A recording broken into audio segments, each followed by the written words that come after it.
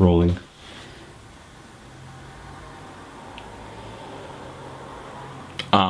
So I decided what I'm going to build. I would like your opinion.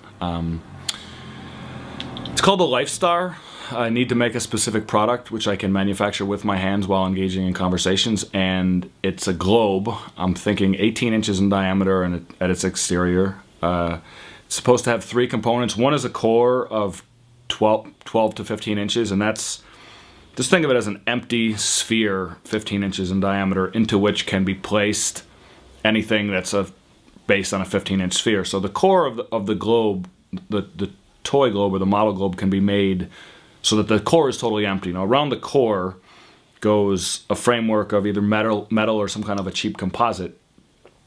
Maybe like a geodesic sphere, but much more open, you know, not real tight, but with open spaces, maybe like 12 pieces about this big that work together to create a sphere.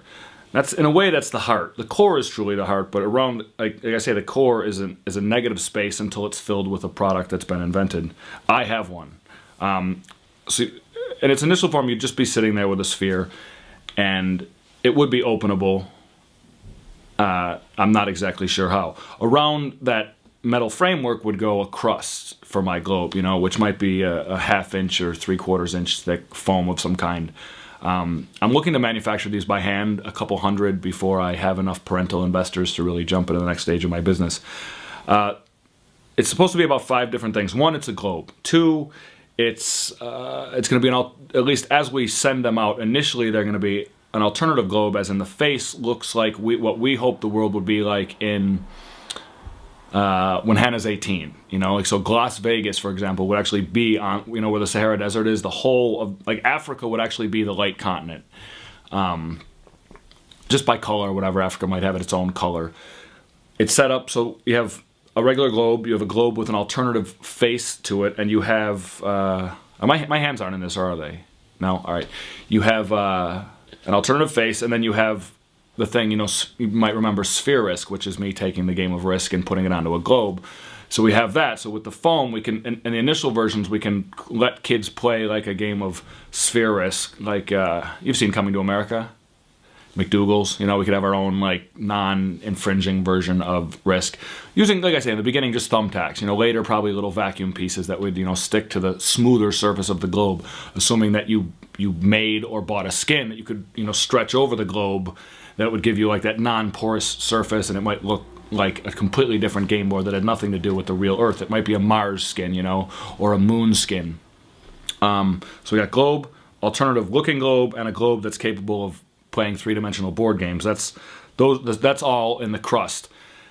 What I'm trying to do is to make these, and with my hands, and travel the country recording episodes with parents that I meet at festivals and whatnot. And to say, all right, I'm building a company. Here's the Constitution. Here's the mission statement. Here's, you know, the documents we have to have legally established ourselves. And what I'm doing is I'm making these products that I think some children will absolutely love and some parents will absolutely love. And then I say to the parent, I don't sell these. I make these, I travel, and I'm making a show. But if you want to invest in my company, which is designed to peak in about 18 years when your baby is much older and finally reaching adulthood, then maybe you give me $100, you know. At a street fair, instead of a painting, you buy a globe from me. The globe costs me about $40. I generate $60 in revenue for the company that they then become a democratic citizen of. We write off the cost of the globe, although I'm spending $40 on it and selling it for $100.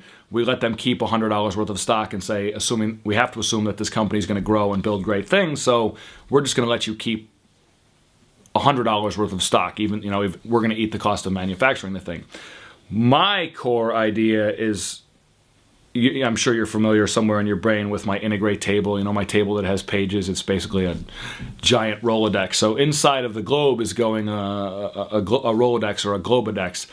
And the cards that would ordinarily be like Naruto or baseball cards are actually cards with all of the ideas I have that could potentially make contributions to the venture. So the kid, if they buy one right in the beginning, it'll have one of every one of my ideas. Even Trees Gump is an idea, you know, it's like Trees Gump, and on the back it's like a picture of me as Trees Gump, and it explains what Trees Gump is, and a kid could theoretically believe, like, I really want to make that movie, you know, I want to see Trees Gump, so he might try to trade his ceiling fan air cleaner cards for Trees Gump cards, you know. Okay.